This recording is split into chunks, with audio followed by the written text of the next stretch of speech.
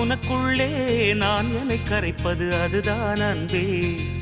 காதல் காதல் காதல் காதல். இந்த வார்த்தைக்கும் ஒருவித அர்த்தமில்லாதது காதல்.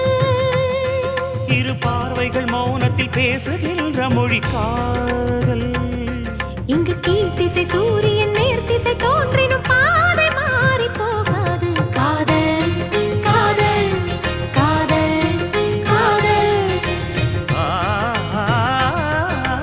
உன்னை நினைத்து நான் என்னை மறப்பது அதுதான் அன்பே.